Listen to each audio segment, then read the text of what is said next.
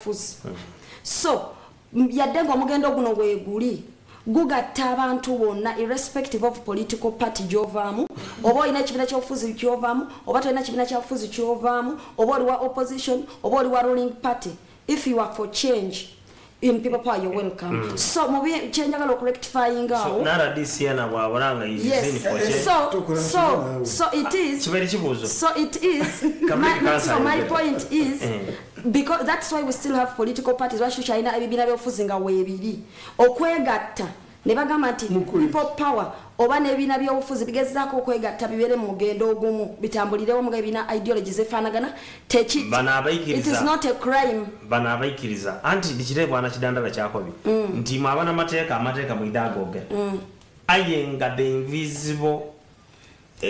force yendi engataida kuba ikiriza amateeka gaima kuba mu idasigalanga mujja awona wonzi jauna ekati tukyali ku nsonga y'okwegatta eggwanga limekubuza abuzibwa nti okwegatta kulinga okutegeeza nti ebina byobufuzi tebina makulu ebina byobufuzi bina makulu n'omugendo gwina amakulu bwe twegatta tekiri mu stand NRM yakikolako wano nayo yennyini NRM yennyini yakikolako wano neegattako ne UPC yes ne bakola gundi bulungi nnyo mu kalulu akakoze eki akawedde era tewali yavayo gamba nti olwokuba beegasse batidde nnyo banafu nnyo naye nabo beegatta kubanga bamanyi nti okwegatta kintu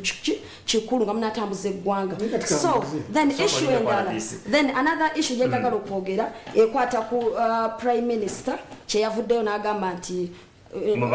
babaleka imwaba people power DP ati tendese gyetulina mu Uganda gyetugezako nti regime ene egezezako okulaba nti bwabeerawo ekintu ekizze ne kibeera nga kiswaza nnyo government ku international scene bavaayo bafuna omu ku bantu n'avaayo n'abanga akiwolereza ba compromiser. It's like it's a bit of hypocrisy. They are in the middle. They keep you in the middle. Never beranga bachiwolereza, but on the other side, action when they are doing something different. So that's why in the present yavuddeyo n'avumirira olumwe bikolwa bingi ate n'osanga ngate aba agents be bakola ki President Museveni. President Museveni aliko saawa eno naye nyine afuddeyo kati nga bayase emotoka y'honorable Kyagulanyi n'avaayo n'agamba nti kyali kibi nnyo bakole ki naye ate ogenda okola ka violations, human rights violations zigenda ki maaso kati bannayuganda kye baagala tukoye ebigambo bannayuganda baagala action bw'oba ogambye nti human rights violations yes bw'obanga prime minister agambye nti ensonga eyo evumiriddwa twagala giraba mu bikolwa tulebe kubeera nga kifaanana nga mukulu kidandala kyayogedde nti ayogera oli asobola okwogera ekyo naye nga ate mu action tekikola ki ensonga yange esembayo gyenjagala okwogerako ekwata ku Mugisha Muntu oba ekikwata ku Public Order Management Act nti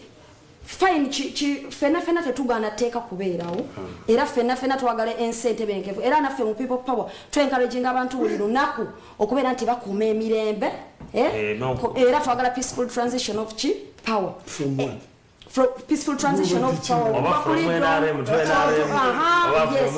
to people power yes kakati okukwata Mugisha Muntu ne babeera nga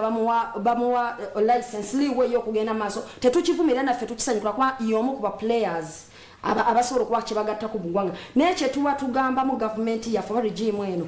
nti tukalabanga akazannyo ke balese okwawulamu abantu abali ku side evuganya ki gavumenti nti mweyawuleyawule mugabe gundi waki Mugisha Muntu bamukkiriza fadde tebatukkiriza naye kati akazannyo twakatebuse eno twakalengedde era tugamba nti omuntu omu kuffe wabeera nga akkiriziddwa ogenda maaso n'emirimu gye tetukinaako buki tukusaabusabi gavumenti ne bana abalala ebeere nga ebakkiriza bakole bulungi emirimu gyabwe. Kankubuuza ekibuuzo kino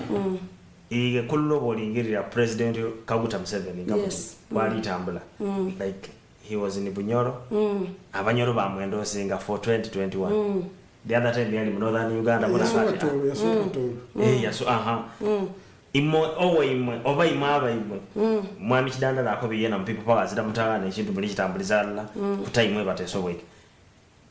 mulibonanga abalese step mwena bandi balese mbitundu bino mwaja mwakubemba kyetugamba fe complaint yaffe oba kyetuliko tugamba nti President Museveni bw'aba asobola okugenda ewantu n'akuba olukuŋŋaana n'ayogera ku byobufuzi olwokubanga tuli mu political mu system multi party gondi yes tukiriza democracy akole ne bana abalala bakirizwa bakole ki bakole kitugambe yes bwana radisi aga sose buli muntu mwere dachi kadubere musanvu abali kwira kwa dachi kaina bwana radisi kukibozo kyambuzizo mu kyalo no kanso Shamimo